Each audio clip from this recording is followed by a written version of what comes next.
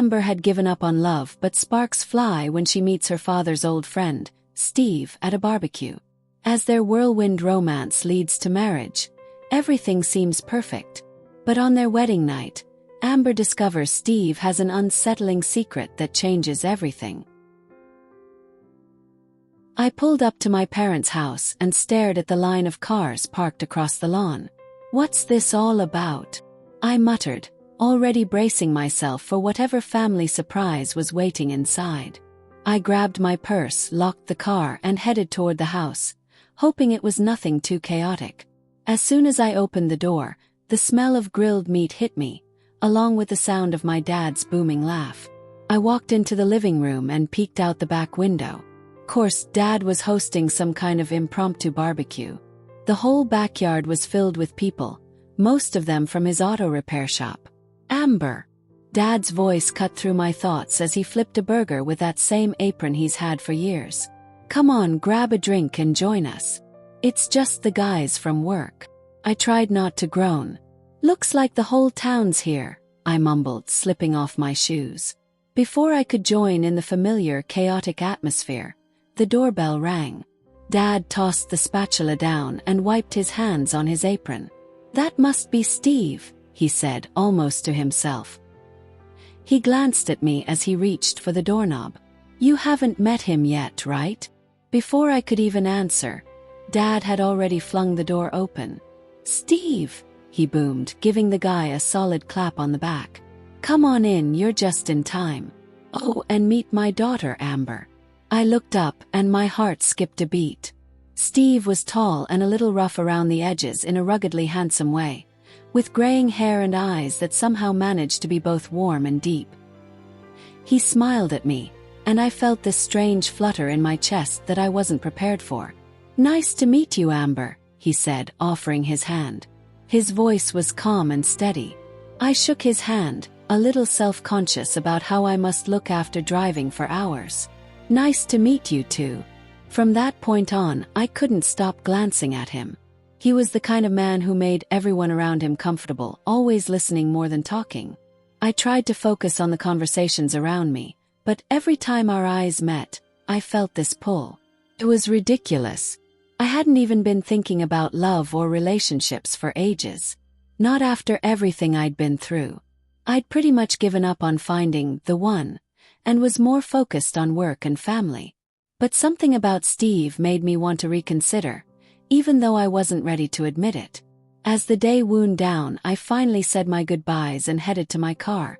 Of course, when I tried to start it, the engine sputtered and died. "Great," I groaned, slumping back in my seat. I considered going back inside to ask Dad for help, but before I could, there was a knock on my window. It was Steve. "Car trouble?" he asked, smiling as if this kind of thing happened every day. I sighed. "Yeah, it's not starting. I was just going to get my dad, but..." "Don't worry about it. Let me take a look," he offered, already rolling up his sleeves. I watched him work, his hands moving with practiced ease. Within a few minutes, my car roared back to life. I hadn't even realized I was holding my breath until I exhaled. "There you go," he said, wiping his hands on a rag. "Should be good now." I smiled, genuinely grateful. "Thanks, Steve. I guess I owe you one." He shrugged and gave me a look that made my stomach flip. "How about dinner? We can call it even." I froze for a second. Dinner? Was he asking me out? I felt that familiar flicker of doubt, the little voice in the back of my head reminding me of all the reasons I shouldn't say yes. But something in Steve's eyes made me want to take the chance. "Yeah, dinner sounds good." And just like that, I agreed. I never would have imagined then that Steve was exactly the man I needed to heal my wounded heart, or how deeply he'd hurt me either. 6 months later, I stood in front of the mirror in my childhood bedroom, staring at myself in a wedding dress. It was surreal, honestly. After everything I'd been through, I didn't think this day would ever come. I was 39 years old, and I'd given up on the whole fairy tale, but here I was, about to marry Steve. The wedding was small, just close family and a few friends, exactly what we wanted. I remember standing at the altar, looking into Steve's eyes, and feeling this overwhelming sense of calm. For the first time in a long time, I wasn't second-guessing anything. "I do," I whispered, barely able to keep the tears from spilling over. "I do," Steve said back, his voice thick with emotion, and just like that we were husband and wife.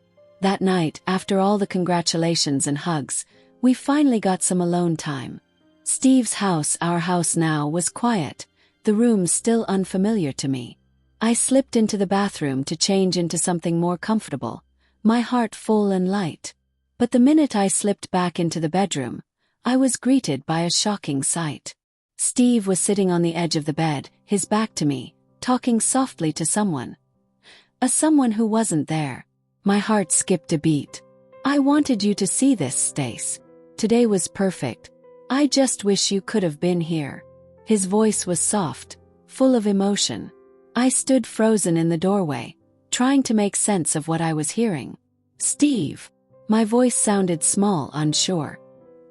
He turned around slowly, guilt flickering across his face. "Amber, I stepped closer, the air between us thick with unspoken words.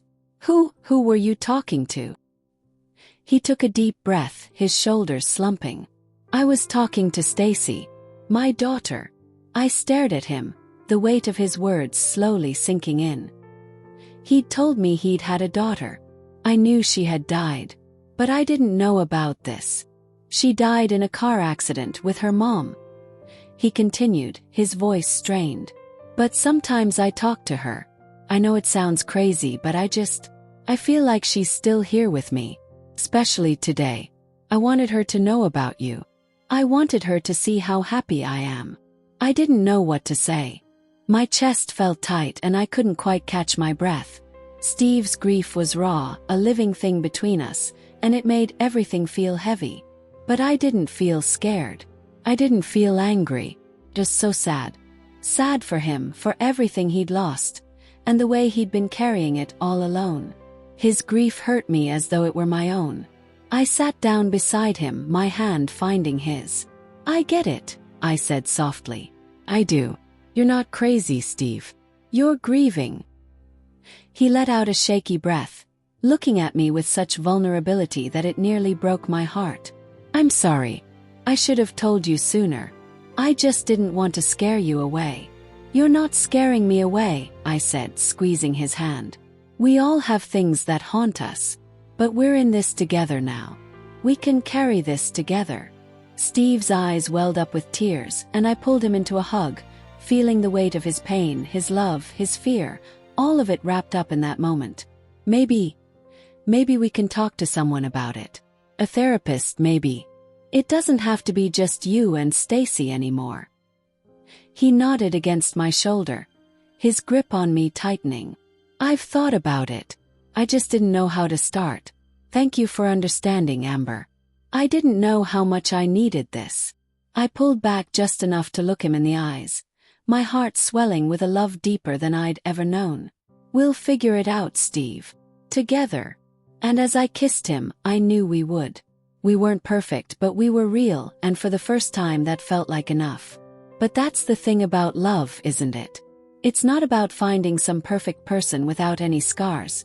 It's about finding someone whose scars you're willing to share.